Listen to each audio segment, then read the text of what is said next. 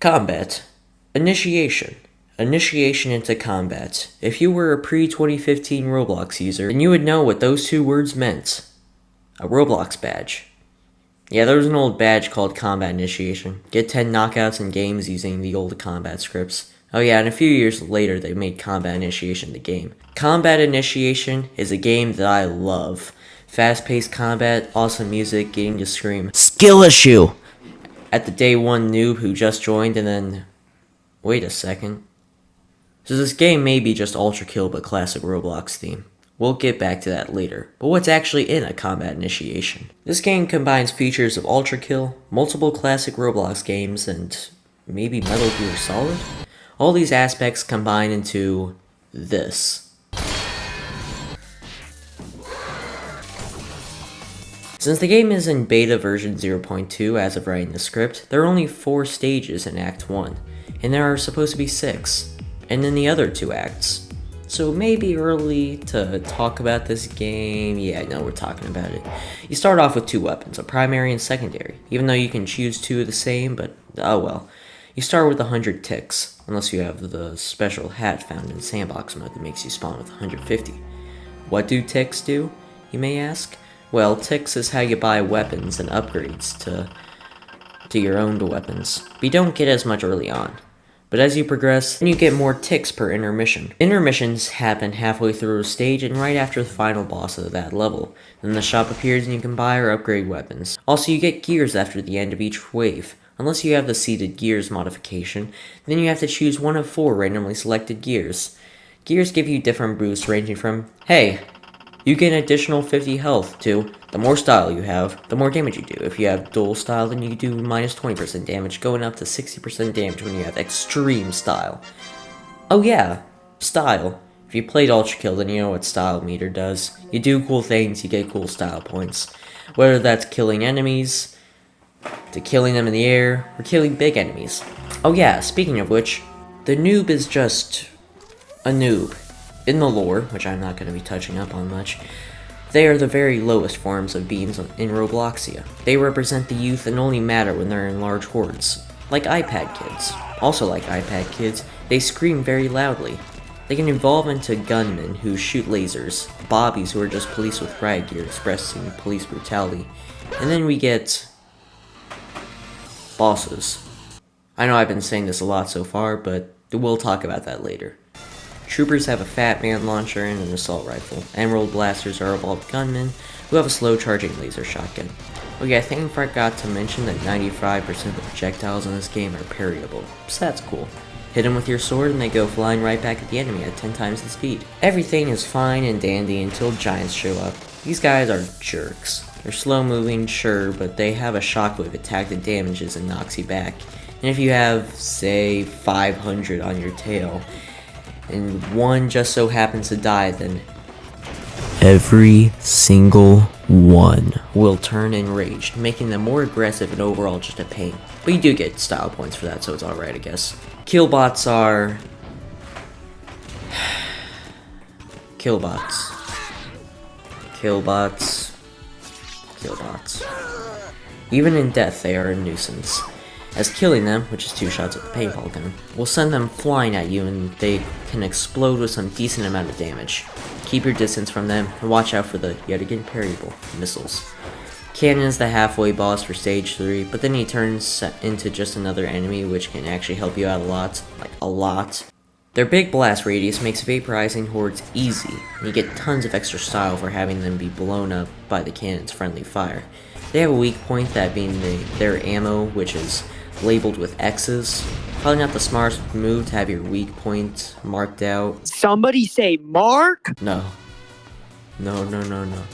Wait. Marks are just sentries from Ultra Kill. They start tracking you with their sniper. Unless you are behind cover flipping a coin, then you'll just get shot. Firemen, just shoot them. Like, they're pretty easy to deal with, but more of a nuisance because of that unparryable flamethrower attack. Wizards suck. Parry their lightning ball things that track onto you. Also, the yellow ring around them acts as their health bars, so pay attention to that. Watch out for their lightning. Beacons are virtues from Ultra Kill. They act the same way, but the blue variant acts like the idol, protecting enemies until the beacon is destroyed. You can use the freeze array and one tap them. That's everything on regular enemies. Okay, time for the bosses. Jason is Sword Machine, and look, I know, this game is unique and has its own creative liberties, sure, but there's a lot similar to Ultra Kill, just in the way that the game plays out, how the enemies work, and we can draw similarities between Ultra Kill characters and Combat Initiation characters. Also, I know that there's probably a good few people watching who have played Ultra Kill, so just saying so-and-so works like this character is probably a lot easier for some people to understand. But yeah, Jason swings his chainsaw, you can parry him, but that'll enrage him, and he's pretty easy. Captain. Oh, Captain. Somehow, a regular flintlock pistol can become a fully automatic gun. The bullets are parryable, you probably would have guessed that at this point. He throws his barrel at you, which can explode, meaning you can just get him to walk near it, and kabam, now 20% of his health is gone. Oh hey look, I got X-Rank. I know this doesn't have to do with the bosses, but after each stage you get a ranking from D being the worst to S being the best. You get a ranking in deaths, time, and score. If you get all S's, then you actually get X-Rank. Pretty cool. You can also do that in Bloxers mode, which if you thought that the game was easy, try Bloxers mode. That's all that needs to be said. Vagabond, however you, I don't know. Me and my buddies call him Vegan Bound. It's kind of like Gabriel from Ultra Kill. You insignificant Maybe some V2 sprinkled in, but what he is hard. This guy is very unforgiving. This guy's attacks are imparryable except a few. Reaching his second stage, halfway through his health bar, is when things get challenging. Sure, it's mostly the same thing, except now he's got a new spin move attack with a high radius. Just like Gabriel and V2, they scamper away once they are bested by this thing. Oh boy, I saw the trailer, so I'm guessing that King will be the final boss. What? He's a halfway boss. King is the hardest halfway boss in the game. Not like there wasn't any competition, like at all. Sorry, Canon, but you showing up in the other waves of Stage 3 doesn't make you a real boss. King has these cans on his arms, which can be parried if you're good, unlike me. He doesn't have too much health, but he can hit pretty hard. You know stuff's about to go down when the skybox changes texture. After wave 40, everything is silent until... Great Draco Bloxer, Harbinger of Fire! Being an enslaved deity from before Robloxia was ever founded, that's what my friend tells me, don't make fun of me, I don't know nothing of the lore, with cybernetic enhancements, makes this guy pretty difficult. Kinda makes me wonder how stage 5 and 6 are gonna outperform a literal robot dragon dino god? I don't know. Whatever this thing is, there's one thing we can agree on. It's awesome. The music is pretty awesome, the combat is awesome, getting to parry his giant arm sword with your tiny sword is awesome. Seeing his tail drop 5 inches will make any better and know what's coming next. He's also the only boss with an actual second health bar. Killing him will have his head explode, then the rest of him explode, all while the music is going hard. Speaking of which, good music can hide the imperfection of things. Whether that's hiding the imperfections of a film to making a video game look and sound awesome. That's how he described the music of a combat initiation. Awesome. So thank you, Poto, if I'm saying that right. Thank you for making awesome music for an awesome game. Now, I know what some of you might be thinking, but Colton, this game just sounds like a reskinned Ultra Kill. And you'd be right, mostly. No, like actually, this game is heavily inspired by Ultra Kill, I get it. But at least they're copying or inspired by an actually good game. Sometimes taking inspiration or copying a popular game, movie, story, etc. isn't a bad thing, as long as you're improving or expanding the concept to meet the needs of others. I think I said the same lesson in my Pressure video.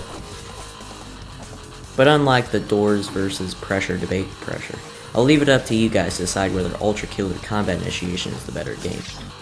Now that I think of it, it's kinda crazy that I'm comparing the two. One is a game about going to hell to fight demons and Gabriel the Archangel in your quest to get blood, and the other is just a game inspired by multiple classic Roblox games. I honestly can't think of any flaws with this game. It's an easy 10 out of 10 game for me, rivaling Guts and Black Powder for my #1 favorite Roblox game. Yeah, I said it. If this game works for you, then it works. I don't really know how to wrap this up. The conclusion is that it's a good game. Thanks for watching. Consider subscribing if you'd be so kind. I'm close to 2,000 subscribers, and I think we got this. Thanks for watching. I'll see you in the next one. Goodbye.